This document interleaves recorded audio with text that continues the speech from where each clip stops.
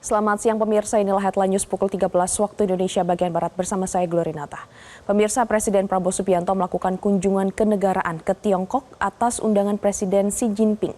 Selain ke Tiongkok, Presiden dijadwalkan berkunjung ke sejumlah negara mulai dari tanggal 8 sampai 24 November mendatang. Kunjungan ke RRT penting bagi komitmen penguatan kerjasama strategis Indonesia dan Tiongkok di berbagai bidang.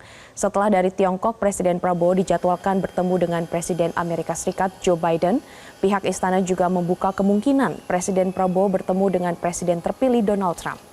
Selain itu, dalam lawatannya ini, Presiden Prabowo juga dijadwalkan menghadiri KTT APEC di Peru pada 14 hingga 15 November dan KTT G20 di Brazil pada 18 hingga 19 November 2024. Selama lawatannya ke luar negeri, Prabowo Subianto telah memberikan sejumlah instruksi dan pedoman kepada Wapres dan jajaran kabinet dalam menjalankan roda pemerintahan di tanah air.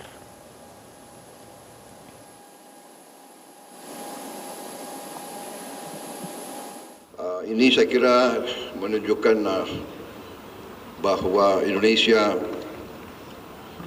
sangat dihormati dan Indonesia dirasakan perlu untuk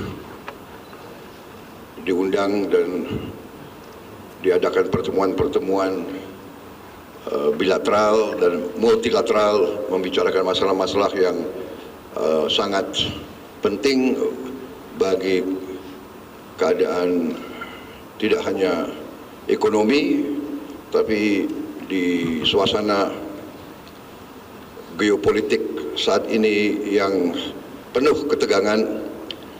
Saya kira peranan Indonesia, sikap Indonesia sangat ditunggu oleh banyak pihak. Sementara itu, Presiden Prabowo Subianto kembali menegaskan komitmennya untuk menciptakan pemerintahan yang bersih dari korupsi. Presiden telah memberi petunjuk tentang pentingnya menciptakan pemerintahan yang bersih dari penyelewengan, ketidakefisienan, bersih dan manipulasi, dan kong kali kong.